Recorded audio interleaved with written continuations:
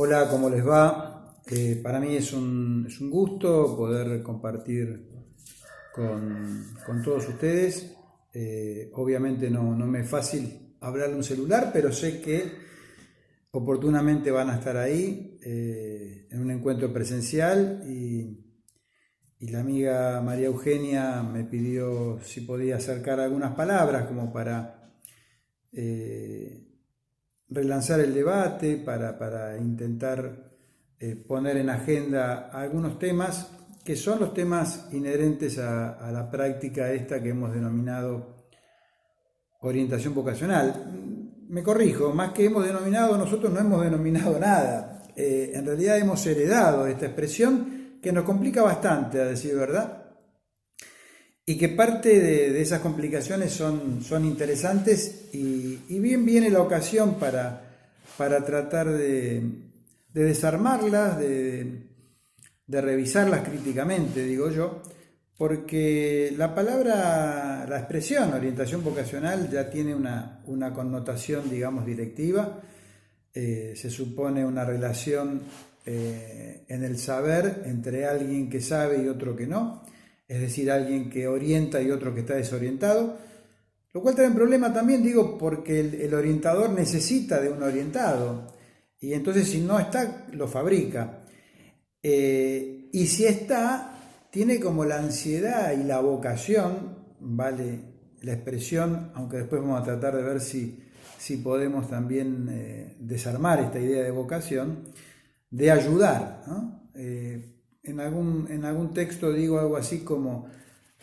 parte de nuestra tarea es suavizar la vocación ayudadora, porque el ayudar también muchas veces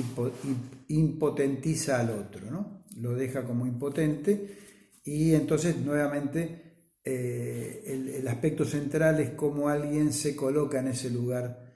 de orientar. Entonces, las palabras nos complican y a veces podemos destituir las palabras, revisar esos significantes que portan nuestras prácticas, o bien el camino que he tratado de hacer, que es el de intentar establecer una especie de negociación con las denominaciones heredadas y poner más énfasis en tratar de decir qué hacemos cuando decimos que hacemos orientación vocacional. Y también, bueno, en este caso, ¿qué implica hacer orientación vocacional en la escuela? Habría un punto a pensar como primera aproximación, que es la relación entre orientación y educación, porque si hay dos expresiones es que estarían aludiendo a cosas distintas. Y sin embargo, podemos suponer que no es tan así, porque hay algo de la orientación, y me estoy refiriendo a la orientación en la institución educativa, hay algo en la orientación que tiene que ver con el ejercicio de la educación. Si nosotros revisamos, y en el caso de ustedes que trabajan en este programa de inclusión y terminalidad, si hay algo que nos preocupa como el cumplimiento de los fines de la escuela secundaria, es precisamente los tres objetivos fundamentales que tiene la escuela, que es la formación de ciudadanía, la preparación para los estudios superiores y la preparación para el ingreso al mundo del trabajo. Y entonces digo, si estos tres objetivos tienen que ver con la educación, ¿acaso la orientación vocacional no tiene que ver también con ese sujeto de derecho que queremos reivindicar? Un sujeto con derecho a elegir qué hacer en la vida y al mismo tiempo ese sujeto preparándose para su continuidad de vida en los estudios que vienen después de la escuela o el trabajo después de la escuela. Entonces, habría un tema que es un aspecto a considerar, que la orientación tiene un aspecto muy cercano, muy ligado a los propósitos de la educación. En ese sentido, decimos que habría una orientación que es aquella práctica destinada a acompañar a los sujetos en el trayecto escolar desde los inicios de la escolaridad hasta la terminalidad al fin de la escuela secundaria. Ese proceso lo podríamos llamar la orientación vocacional de manera inespecífica, en el sentido de que no sería estrictamente lo que conocemos como orientación vocacional. Por eso en algún texto ustedes habrán leído, algunos de los que están más cerca de esta práctica de la orientación vocacional, habrán leído que yo distingo el eje diacrónico del eje sincrónico. El eje diacrónico sería todas las prácticas que acompañan la vida escolar en el sentido de proponer a los sujetos en cada uno de los niveles y ciclos educativos, proponer que los sujetos tomen contacto con la variedad de temáticas, de problemáticas, de aspectos que hacen a la vida social, a la vida general, no solamente social, porque hay muchas temáticas que tienen que ver con nuestro planeta, con el universo, con aspectos que hacen a lo que podríamos llamar las ciencias exactas, las ciencias básicas. A lo que voy es que hay algo inherente a ese recorrido que es el cumplimiento de la función de la escuela para que la escuela logre poner en contacto a los estudiantes en cada uno de esos momentos con esa variedad de temáticas que hacen a la vida en general. Si la escuela cumple su función de educar, si la escuela pone en contacto a los sujetos con esas diferentes realidades, si propicia procesos de enseñanza y aprendizaje en relación a todo aquello que tiene que ver con lo necesario, lo significativo de nuestra vida, la escuela está orientando. En ese sentido, la escuela es una escuela orientadora, podremos decir, porque va en esa dirección.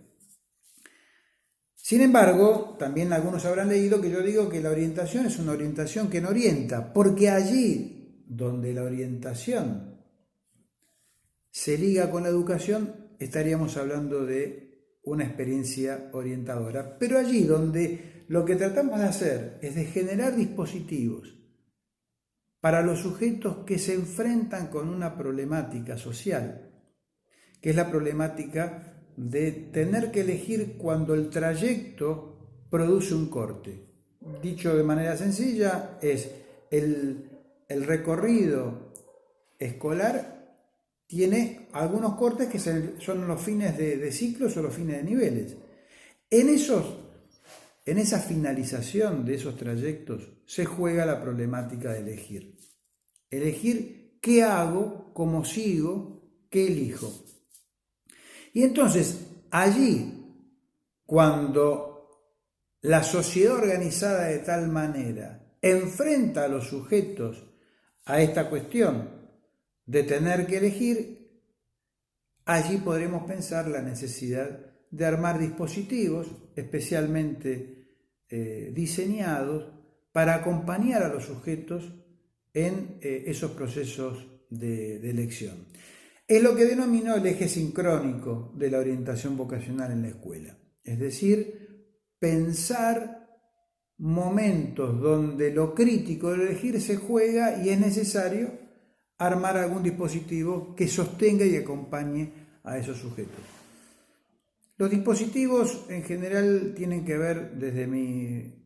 mi perspectiva, con el análisis de las particularidades de cada uno de los contextos donde vamos a trabajar. Es decir, no habría una práctica estandarizada, algo así como una especie de paquete que lo vamos replicando en cada uno de los lugares, sino que requiere una intervención situada, es decir, que el profesional pueda, con su propia caja de herramientas, que ahora vamos a contar un poco sobre eso, y con otros pilares, que también vamos a mencionar, hacer un análisis de la situación particular en la que está trabajando. ¿Cuáles son esos dos pilares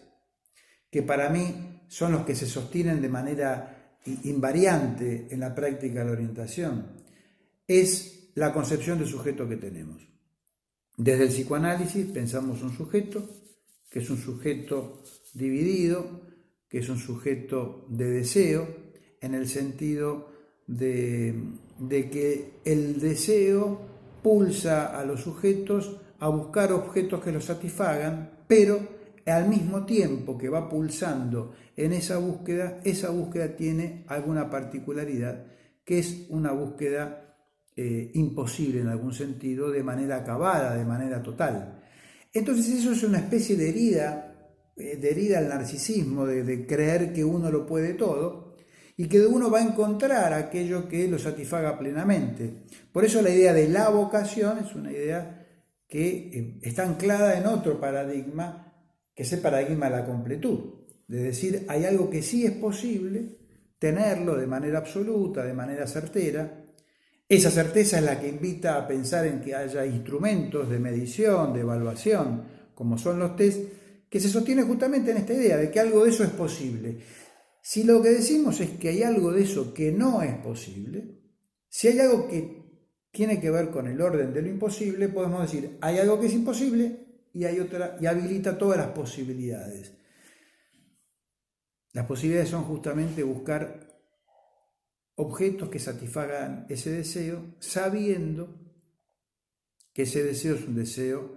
de satisfacción parcial, que lo que podemos hacer es buscar algo, es poder encontrarlo, es poder sentir satisfacción cuando lo encontramos, pero que al tiempo que obtenemos esa satisfacción, seguimos en la dinámica del deseo que nos busca ir hacia adelante a la manera de la metáfora de Antonio Machado, caminante no hay camino, se hace camino al andar, a la metáfora del horizonte, que es caminar hasta encontrar el horizonte, que lo vemos, está allí, sin embargo, cada vez que caminamos, el horizonte se aleja un poquito más, y es la utopía de Eduardo Galeano. Esto no es menor, esta idea de concepción de sujeto como un sujeto que no es transparente a sí mismo, que no es exclusivamente racional, que no es dueño de todo lo que hace, que hay algo del orden de lo inconsciente que en algún sentido es inaccesible. Lo que tratamos es de registrar algo de lo que eso produce, pero esto es importante a la hora de saber cuáles son los alcances de nuestra práctica y cuáles son también aquellos aspectos que no podemos insistir, porque insistir lleva a pensar en una práctica que nos deja con bastantes sinsabores. Entonces, hay algo de la concepción de sujeto, de un sujeto del inconsciente, de un sujeto de derechos, de un sujeto que no es totalmente dueño de sí mismo, porque no es totalmente consciente, porque no hay nada que vaya a suturar esa división estructural entre consciente e inconsciente. Pero también hay una cuestión que es pilar, que es la ética en relación al otro. El otro como alguien que se escapa a nuestra posibilidad de cooptarlo, de captarlo, de colonizarlo. Expresiones que dicen, bueno, ya pude entender quién es el otro, ya entendí lo que le pasa. Allí cuando los que trabajamos en este área sabemos de lo complicado y a veces desesperante de no saber qué le pasa al otro. Desde ese no saber, desde ese registro de la otredad del otro, es que podemos empezar a proponernos trabajar en una ética de la otredad, en el sentido del respeto por ese otro que no podemos terminar de entenderlo ni de capturarlo. Y eso estaría en el campo de una práctica emancipatoria, reconocer que el otro es otro y que nosotros podemos acompañarlo, podemos acercarnos, podemos generar preguntas, podemos acompañar en la búsqueda de esas respuestas. Bueno, estos dos pilares, concepción de sujeto y ética en relación al otro, se juegan en todas las prácticas de la orientación vocacional. Se juega como aspectos fundantes que después se van a ir configurando de manera particular en cada uno de los contextos donde vayamos a trabajar. Yo he dicho en algún momento que esta práctica de la orientación es una práctica que podemos pensarla con distintas modalidades, y en los últimos años lo aclaré de manera que podamos diferenciar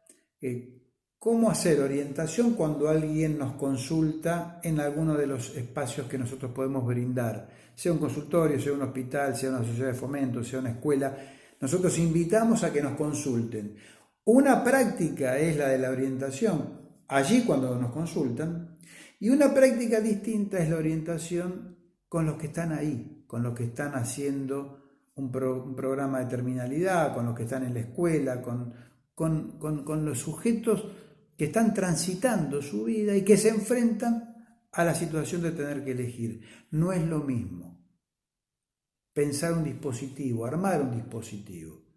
para alguien que te consulta y que te cuenta que no sabe qué hacer y que te pide ayuda, respecto de alguien que está terminando su escolaridad, no te pregunta nada y lo que está haciendo es terminando ese trayecto con todo lo que deriva de la terminalidad de un trayecto, que son, incertidumbres, temores, angustias,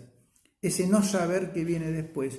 y que la escuela tiene un compromiso de acompañamiento, más allá que el otro nos pregunte o no. Por eso diferencio la orientación vocacional como práctica PSI, destinada a profesionales formados en el campo de la psicología, la psicopedagogía, etc., de una práctica pedagógica de la orientación vocacional que compromete a todo el colectivo institucional. Y a su vez, y tiene que ver en parte con lo que ustedes vienen trabajando, una práctica que no es ni la de los que nos consultan, ni la de los que están ahí porque ya terminaron, ya se fueron, o no terminaron y también se fueron. Entonces, ese es el problema, yo diría, más grave que compromete a la orientación vocacional en esta nueva perspectiva de la orientación, no como práctica del privilegio, sino como práctica de otorgar derechos a todos a poder elegir qué hacer. Y entonces es trabajar con quien te consulta, trabajar con el que está ahí, pero básicamente poner toda nuestra energía intelectual en trabajar con aquellos que quedaron afuera del sistema. Insisto, porque no terminaron, porque terminaron y no volvieron a insertarse en otro circuito, sea del mundo del trabajo o sea de otro trayecto educativo. Esos sujetos son sujetos vulnerabilizados en sus derechos a elegir, vulnerabilizados bien distinto a vulnerables, porque todos somos vulnerables. Estos sujetos son vulnerabilizados por un sistema social que los expulsa, que no los aloja y que no genera condiciones para tratar de darles un lugar. En esas prácticas son las prácticas que he denominado sociocomunitarias y que es una gran responsabilidad pensar cómo generar dispositivos, ámbitos de trabajo, yendo a buscarlos allí donde no están ni nos consultan. Entonces son tres tipos de prácticas de la orientación vocacional. Una intervención PSI, destinada a los profesionales formados en ese campo. Una intervención pedagógica pensada para todo el colectivo de una institución educativa. Ahora vamos a dar un poquito más de especificación. Y una práctica sociocomunitaria destinada a aquellos que no nos consultan ni que tampoco están ahí. Si tuviéramos que pensar entonces el eje sincrónico de la práctica de la orientación, es decir, allí cuando se nos presenta la cuestión de elegir qué hacer, y se nos presenta no por un capricho personal, se nos presenta la cuestión qué hacer porque la vida social está armada así, y nos pone frente a un dilema que es, se termina el trayecto y hay que elegir qué hacer.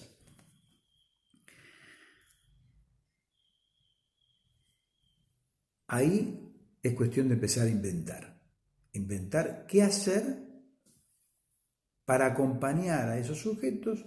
en ese recorrido de enfrentarse con la pregunta de qué hacer. Y digo inventar porque creo que es eso lo que hay que hacer. Es dejar corrernos, dejar de replicar y reproducir los modelos estandarizados de una práctica y animarnos a pensar cuál es la mejor manera de acompañar a estos jóvenes que están terminando la escuela para poder prepararse para lo que viene después. Y para poder inventar es juntarnos y empezar a conversar. ¿Qué hacemos? ¿Qué hacemos entre todos? Yo digo, pensar, inventar, manteniendo este aspecto para mí renunciable, que es qué concepción de sujeto tenemos y qué ética en relación al otro también tenemos. Y ahí planteo algunas ideas posibles para poder organizar ese dispositivo. Pienso en la necesidad de un espacio curricular. En Córdoba existe formación para la vida y el trabajo, es revisar ese espacio curricular, ver cómo apropiarnos de esa posibilidad para que sea un ámbito de debate, de intercambio con los jóvenes, y en ese sentido planteo la idea de un espacio con participación estudiantil. No el estudiante no ubicado como receptor de una práctica diseñada por otro con las mejores intenciones, sino un espacio que se termine de configurar con la participación de los estudiantes. Participación también que tiene que ver con la existencia de objetivos y contenidos muy precisos de parte nuestra como adultos responsables de esos espacios. O sea, participar no es preguntarles qué quieren hacer. Participar es transmitir cuáles son los objetivos que nosotros nos proponemos como tareas para trabajar en esos espacios. Concretamente me propongo que ese espacio permita pensar algunas de las coordenadas del mundo que vivimos, que cada joven que está terminando sepa cómo se configura el sistema educativo superior. Ustedes saben que en muchas investigaciones en el campo de la orientación vocacional se dice que uno de los principales déficits es el desconocimiento que alguien tiene sobre las posibilidades que hay para seguir estudiando. Y bueno, eso es una responsabilidad de la escuela, tratar de enseñar cómo está construido nuestro sistema educativo a nivel superior, esa variedad de carreras, poder ligar cada una de esas carreras con el repertorio de materias que tenemos en la escuela, algo así como que cada profa pueda ligar su área de conocimiento con un campo ocupacional determinado. Es como decir, esta responsabilidad es de todos, no es de alguno que tiene solamente un recorte de trabajo con la población de los chicos que está terminando. Es toda la escuela organizándose de alguna manera. Sería conveniente que alguien coordinara esas acciones de manera tal que aquello que llamamos informar sea parte de la preocupación de la institución. Es decir, volviendo al espacio curricular, pero no reducido solamente a ese espacio curricular, que haya posibilidad de transmitir ciertos conocimientos que hacen al registro de cuál es el contexto en el que estamos viviendo y cuáles son los ámbitos posibles a los que podrá acceder alguien que termina la escuela. Entonces,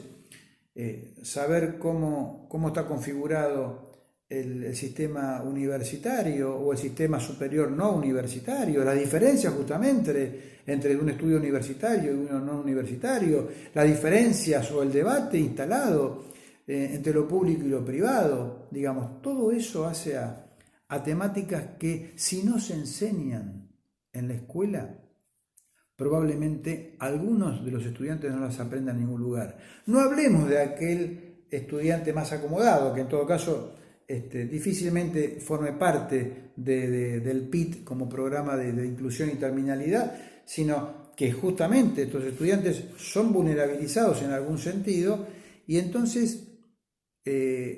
no tienen en muchos casos ese capital cultural que se adquiere en la familia, en la mesa, en algunas familias donde estos temas se hablan y hay un conocimiento ya de estas cuestiones, pero acá lo que nos importa justamente es en aquellos sujetos, en aquellas familias donde esto no forma parte de la cotidianeidad. Entonces la escuela ahí tiene una función, que es enseñar lo que si no se enseñara en la escuela no se aprende en otro lugar. Conocer cómo está armado el sistema educativo posterior a la escuela, conocer cómo está configurado el mercado de trabajo, qué es la idea del mercado de trabajo, cómo se configura también allí en la región en la que vivo, en la localidad en la que vivo. Y después trabajar en estrategias acerca de cómo elegir qué estudiar y cómo poder conseguir trabajo, cómo buscar y conseguir trabajo. Pero fíjense que a veces también se pone como un lugar absoluto cómo armar un currículum, cómo pensar una entrevista, y eso es muy importante hacerlo, pero antes que la herramienta técnica de cómo armar un currículum o cómo enfrentar una entrevista, antes que eso es generar pensamiento crítico, es analizar críticamente el mercado de trabajo, es saber de las posibilidades que existen, es como desmitificar también esta idea tan instalada en estos tiempos del emprendedurismo, esa idea del emprendedor como alguien que entendió las reglas de juego y que de esa manera entonces va a resolver la problemática laboral. No se trata de desconocer que alguien puede emprender y que eso es una manera de acceder al mundo del trabajo. Se trata de desenmascarar la idea que las problemáticas laborales se resuelven a través de un ser emprendedor. Entonces, estos espacios de trabajo son espacios para tratar de poner contenidos a trabajar y poner una comunidad escolar comprometida de alguna manera en el acompañamiento de los sujetos a la hora de terminar la escuela secundaria. Yo decía algo de lo técnico, hay como una tendencia muy instalada del orden tecnocrático en la práctica de la orientación, y yo lo que les invito, también interesante este tema que pasa ahora con el lenguaje,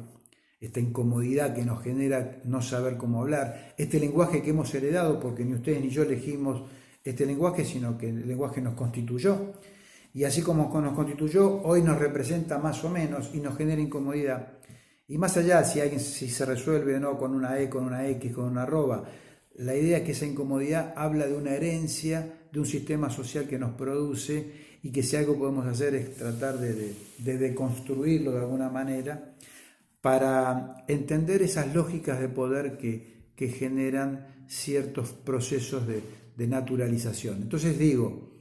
lo tecnocrático es también algo heredado, y yo los invito, les invito a tratar de pensar una práctica de la orientación vocacional ágil, dinámica, creativa, de respeto por el otro, de reconocimiento de las potencialidades y de las limitaciones de los sujetos a la hora de pensar sus proyectos futuros. Espero que a partir de esto que les alcanzo y el debate que se haya generado allí entre ustedes, podamos animarnos a esta tarea de poder generar jóvenes que se propongan leer la realidad e intentar transformarla también. Les mando un fuerte abrazo y ojalá que en algún momento este encuentro mediado por las tecnologías pueda ser un encuentro presencial donde podamos abrazarnos. Hasta pronto.